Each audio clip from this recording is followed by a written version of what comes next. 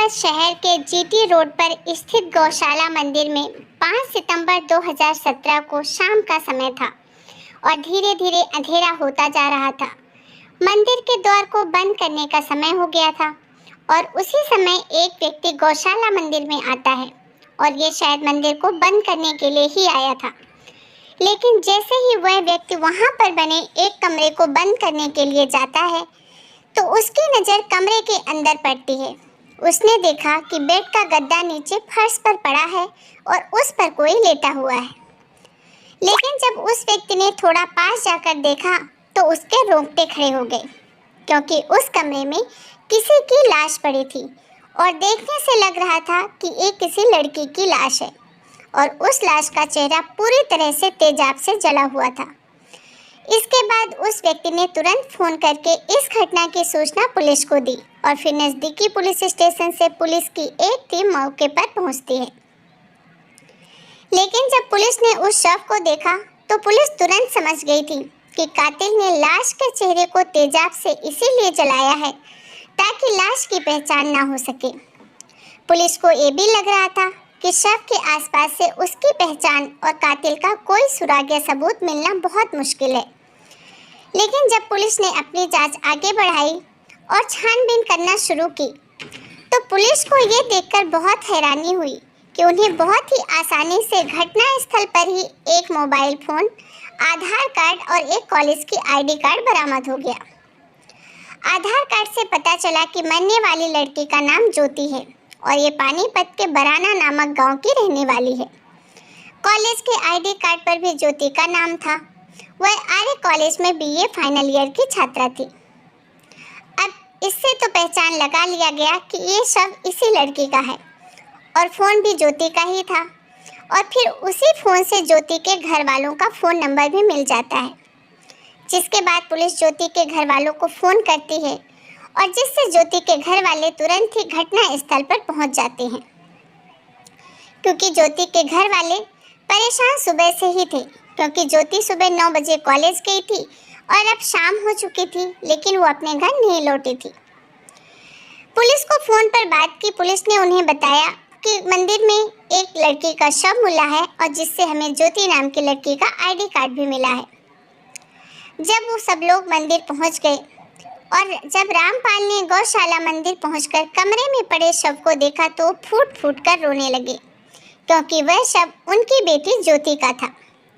शव की पहचान ना हो सके इसके लिए हत्यारों ने तेजाब डालकर बड़ी ही बेरहमी से ज्योति के चेहरे को बुरी तरीके से झुलसा दिया था, क्योंकि लड़की का चेहरा तो पहचान करने के लायक ही नहीं था, लेकिन कपड़ों से और घटना स्थल से बरामद हुई चीज़ों से घर वालों ने पहचान लिया कि ये उनकी बेटी ज्योति ही है। शव के शिनाख्त हो जाने के बाद पुलिस द्वारा उसे हॉस्पिटल भिजवा दिया गया। इसके बाद पानीपत के चांदनी बाग पुलिस स्टेशन में ज्योति की हत्या का केस दर्ज किया जाता है और इसके बाद पुलिस ने उस शव के फोटोज भी लिए ताकि आगे जांच में ज़रूरत पड़ने पर काम आ सके। फिर अगले दिन यानी कि 6 सितंबर को शव को पोस्टमार्टम के लिए भेजा जाता है। इसके बाद रामपाल की ओर से हत्या का मुकदमा दर्ज करके इस केस की जांच शुरू कर दी गई। पोस्टमार्टम के बाद शव को ज्योति के परिजनों को सौंप दिया गया। ज्योति के घर वाले अपनी बेटी का अंतिम संस्कार भी कर देते हैं और फिर जब इस हत्याकांड की सूचना राष्ट्रीय महिला आयोग की सदस्य रेखा शर्मा को मिली तो उन्होंने भी घटना स्थल का दौरा किया। वह पुलिस अधिकारियों से भी मिली और ज्योति के घर वालों से भी, और उन्होंने बताया कि पुलिस ने हत्यारे को पकड़ने के लिए 48 घंटे का समय मांगा है, क्योंकि इस घटना में तेजाब का उपयोग हुआ था। हालांकि कोर्ट ने तेजाब की बिक्री पर रोक लगा रखी है और इसीलिए ये भी जांच का विषय था कि रोक लगने के बावजूद भी हत्यारे को तेजाब इतनी आसानी से कहां मिल गया। और फिर अगले दिन पुलिस ने मृतका ज्योति के मोबाइल नंबर की कॉल डिटेल्स निकलवाई तो पता चला कि उसके नंबर पर अंतिम फ़ोन अटाला गांव के रहने वाले राजेंद्र के बेटे कृष्ण ने किया था। लेकिन इस कॉल डिटेल को देखकर पुलिस भी हैरान थी, क्योंकि उन दोनों के बीच मात्र 14 से 15 सेकंड ही बात की गई थी। इसके बाद पुलिस तुरंत ज्योति के घर पहुंचती है और ज्योति के पिता रामपाल से कृष्ण के बारे में पूछताछ करती है। रामपाल ने बताया कि कृष्ण ज्योति के कॉलेज में आता जाता रहता था। उन्होंने ये भी कहा कि दोनों एक दूसरे को अच्छे से जानते थे और दोनों की अच्छी दोस्ती भी थी। लेकिन पुलिस को ये जानकर बड़ी हैरानी हुई कि जब कृष्ण ज्योति का इतना अच्छा दोस्त था और उसके घर आता जाता भी था, लेकिन जब ज्योति की हत्या की बात हो, पूरे मीडिया हर जगह फैल चुकी है, उसके बाद भी कृष्ण उसके घर क्यों नहीं आया? पुलिस को लगा कि कहीं इसके पीछे उसी का तो हाथ नहीं। जब पुलिस को कृष्ण पर शक हुआ तो पुलिस उसके बारे में पता करने उसके घर पहुंची। उसके घर वालों से पता चला कि वो तो 5 सितंबर से ही घर से करीब 1 लाख रुपए लेकर फरार है। और इससे पुलिस का शक अब यकीन में बदल गया था कि ज्योति की हत्या में कृष्ण का ही हाथ है। घर वालों से पुलिस को पता चला कि कृष्ण के घर वाले भैंसों के खरीदने बेचने का काम करते हैं और वो पैसे भी उसी व्यापार के थे जिन्हें कृष्ण लेकर फरार हो गया था। इसी बीच पुलिस को पता चला कि उस दिन कृष्ण के साथ जो लड़की थी वो सिमरन दुबे थी। इसके बाद पुलिस ने उन दोनों की फोटो अखबारों में छपवाकर उनके बारे में बताने के लिए इनाम की घोषणा भी कर दी। पुलिस कृष्ण और सिमरन दुबे की तलाश में जुटी ही थी, लेकिन तभी सिमरन के पिता अतुल दुबे पुलिस स्टेशन पहुंचे और उन्होंने कृष्ण के खिलाफ सिमरन के अपहरण की रिपोर्ट दर्ज कराई। उनका कहना था कि उनकी बेटी के चरित्र पर जो लांछन लगाया गया है वो सरासर गलत है, क्योंकि सिमरन ऐसी घिनौनी हरकत कभी नहीं कर सकती। बल्कि उनका तो ये भी कहना था कि उस दिन कमरे में जो लाश मिली थी वो ज्योति का नहीं बल्कि सिमरन का था, लेकिन वहाँ कोई उनकी बात मानने को तैयार ही नहीं था। सिमरन के पिता का कहना था कि मृतका के कान में जो बाली और हाथ में जो बंधा हुआ धागा था वो ज्योति का नहीं बल्कि उनकी बेटी सिमरन का था। खैर, पुलिस ने उनकी बात पर उस समय पे ज़्यादा ध्यान भी नहीं दिया। फिर क्या था, जांच आगे बढ़ती गई। पुलिस कृष्ण और सिमरन की लोकेशन का पता करने में जुट जाती है, लेकिन उन दोनों के फ़ोन बंद होने के कारण उनकी लोकेशन ट्रैक नहीं हो पाती। फिर जैसे ही फ़ोन ऑन होता है तो उन दोनों की लोकेशन शिमला में मिलती है। पता चलते ही CIA प्रवीण कुमार अपनी टीम के साथ तुरंत शिमला पहुंचते हैं और शिमला पहुंचकर उन्होंने स्थानीय पुलिस की मदद से होटलों की तलाशी शुरू कर दी और आखिर सैकड़ों होटलों की तलाशी के बाद पुलिस टीम उस होटल तक पहुंची जहां वो दोनों ठहरे हुए थे। लेकिन जब पुलिस ने होटल के रजिस्टर को चेक किया तो कृष्ण और सिमरन के नाम से वहां कोई भी नहीं ठहरा था। लेकिन फिर अचानक पुलिस की नज़र श्याम और राधा नाम के उन 2 ग्राहकों पर पड़ी जिनका एड्रेस पानीपत का था, और यहीं पर उन दोनों से गलती हो गई। हालांकि उन्होंने होटल के रिसेप्शन पर नाम तो श्याम राधा लिखवाए थे, लेकिन अपना एड्रेस नहीं बदला था और इसी से पुलिस को उन पर शक हो गया। उसके बाद जब पुलिस कमरे में पहुंची तो देखकर सन्न रह गई, क्योंकि कमरे में कृष्ण नीचे फर्श पर बैठा था और बेड पर सिमरन नहीं ज्योति आराम से लेटी हुई थी। यानी कि जिस ज्योति को लोग मरा समझ रहे थे वो तो जिंदा थी, और इसका मतलब यही था कि मंदिर के कमरे में जो शव मिला वो ज्योति का नहीं बल्कि सिमरन दुबे का ही था। इसके बाद पुलिस उन दोनों को अरेस्ट करके पानीपत ले आई और उन्हें जब SP राहुल शर्मा के सामने पेश किया गया तो वो भी हैरान हो गए। इसके बाद SP राहुल शर्मा ने ज्योति के पिता रामपाल को बुलाकर ज्योति को उनके सामने खड़ा किया तो बेटी को जिंदा देखकर वह वहीं पर अपना सिर पकड़कर बैठ गए। इसके बाद जब पुलिस द्वारा उन दोनों से पूछताछ की गई तो कृष्ण और ज्योति ने अपना जुर्म स्वीकार कर लिया और इसके बाद पुलिस ने उन्हें अदालत में पेश करके विस्तार से पूछताछ और सबूत जुटाने के लिए उन्हें 4 दिनों की पुलिस रिमांड पर लिया। जब कड़ाई से पूछताछ हुई तो उन दोनों ने सिमरन की हत्या की जो कहानी बताई उसे तो सुनकर पुलिस वाले भी सन्न रह गए। आखिर उन्होंने सिमरन दुबे की इतनी बेरहमी से हत्या क्यों की? जानने के लिए आप हमारे साथ वीडियो के अंत तक जरूर बने रहें और ऐसे ही वीडियो अगर आप पसंद करते हैं, समाज की जानकारी रखना आप पसंद करते हैं तो हमारे चैनल को सब्सक्राइब करना ना भूलें। ये सिर्फ इसीलिए है ताकि आप भी ऐसी घटनाओं से सावधान और सतर्क रह सकें। दोस्तों, इस घटना के बारे में दरअसल 20 वर्षीय सिमरन दुबे हरियाणा के जिला पानीपत में थाना नगर के मोहल्ला आजाद नगर में रहने वाले आलोक दुबे की बेटी थी। वो 4 भाई बहनों में सबसे बड़ी थी। वह एसटी कॉलेज में बीए सेकंड ईयर की छात्रा थी और बराना की रहने वाली ज्योति आर्य डिग्री कॉलेज में पढ़ती थी। साथ ही वे दोनों एनएसएस की सदस्य भी थी और यहीं पर उन दोनों की दोस्ती हुई थी। और फिर जब 7 जनवरी को एसटी कॉलेज का एनएसएस का कैंप आर्य डिग्री कॉलेज में लगा, तब उस कैंप का अध्यक्ष एसटी कॉलेज में पढ़ने वाला कृष्ण था, जो बीए फाइनल ईयर का पढ़ाई कर रहा था। वह गांव अटावला का रहने वाला था। उसके पिता राजेंद्र जायसवाल भैंस खरीदने और बेचने का काम करते थे। कृष्ण 2 बहनों का इकलौता भाई था। उसकी बहनें उसकी छोटी थी। घर में बड़ा और इकलौता होने के बावजूद भी वह जिम्मेदारी से कोई काम नहीं करता था। पुलिस के अनुसार जब कृष्ण स्कूल में पढ़ता था, तब भी उसने खुद के अपहरण का एक बार ड्रामा रचा था और वो दिन भर इधर उधर घूमता रहता था। और फिर आर्य कॉलेज में कैंप लगने के दौरान उसकी मुलाकात सिमरन और ज्योति से हुई थी और ज्योति पहली ही नज़र में कृष्ण की मासूमियत को देखकर उससे प्यार करने लगी थी। और कृष्ण ने ज्योति के दिल की ये बात जान ली थी और कृष्ण को भी ज्योति पसंद आ गई थी। इसके बाद तो उन दोनों की अक्सर मुलाकातें होने लगी और फिर जल्द ही उनकी ये मुलाकातें प्यार में बदल गईं। दोनों एक दूसरे से दीवानगी की हद तक प्यार करने लगे थे और अब उन्हें लगने लगा था कि वो दोनों एक दूसरे के बिना नहीं रह सकते। इसीलिए वो दोनों शादी करना चाहते थे। लेकिन ज्योति और कृष्ण की जातियां अलग अलग थी, इसलिए ज्योति जानती थी कि उसके घर वाले कभी भी कृष्ण से उसकी शादी नहीं करेंगे। लेकिन ज्योति कृष्ण से इतना प्यार करती थी कि वह कृष्ण के बिना रह ही नहीं सकती थी और इधर कृष्ण का भी यही हाल था।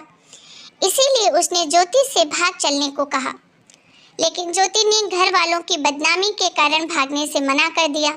और इसके बाद उन्होंने एक साथ रहने के बारे में सोच विचार किया तो उनके दिमाग में ये आइडिया आया कि क्यों ना हम अपनी कदकाठी के 2 लोगों की हत्या करके उनके चेहरे तेजाब से इस तरह झुलसा दें कि कोई भी उन्हें पहचान ही ना सके।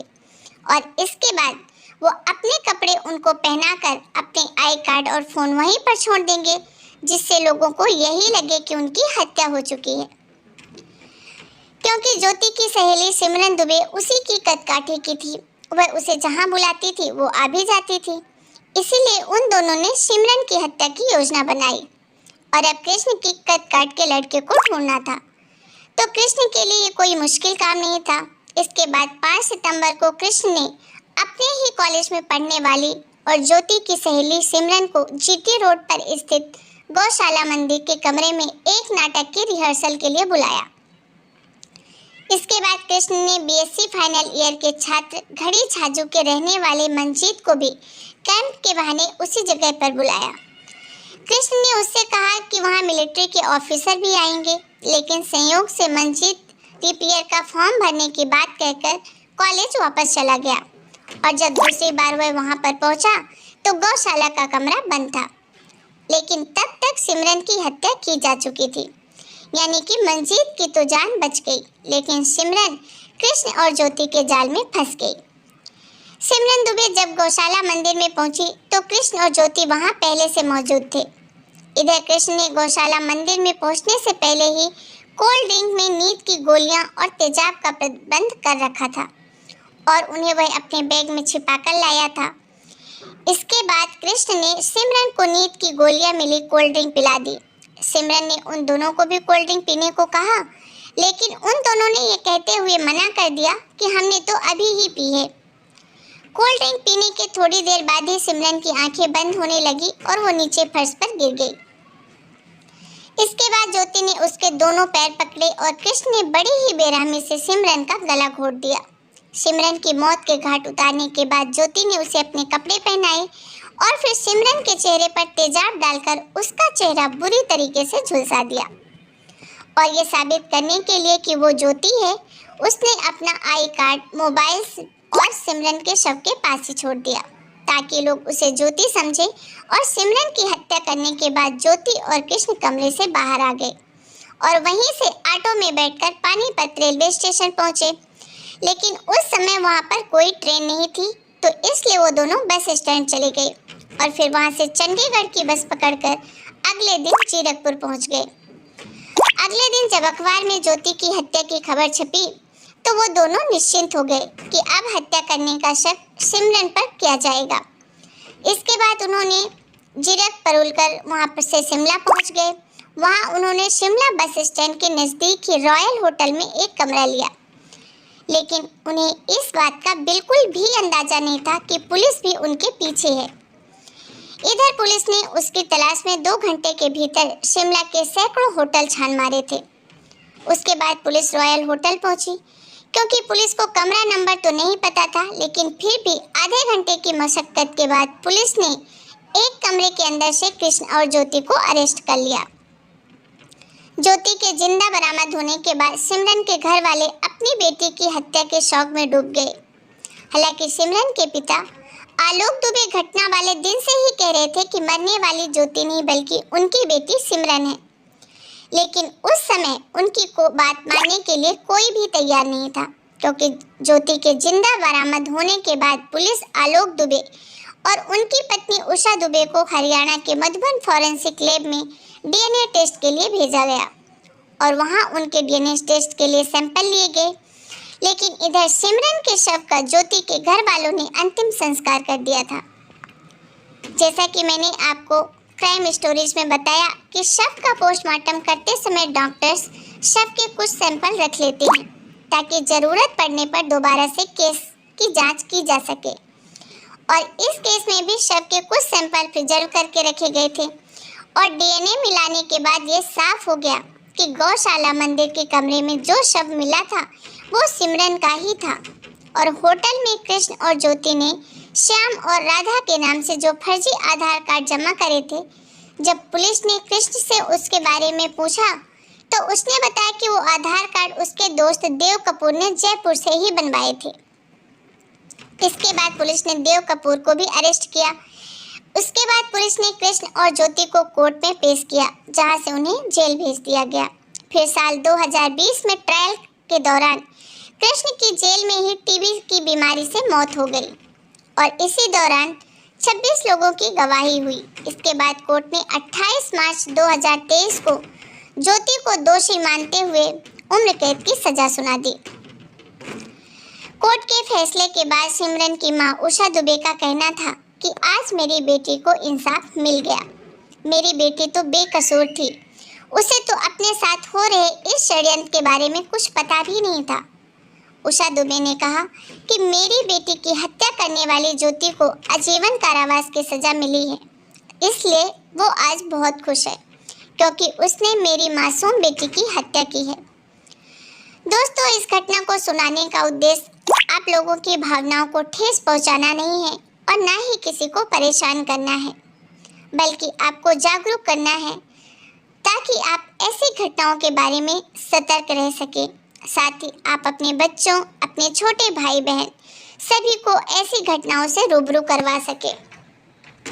तो दोस्तों, अगर आपको हमारा ये वीडियो, हमारी ये जानकारी पसंद आई हो तो हमारे वीडियो को लाइक करें और जितना ज़्यादा हो सके अपने दोस्तों, रिश्तेदारों के साथ शेयर करें ताकि वो भी ऐसी घटनाओं से अवगत हो सकें।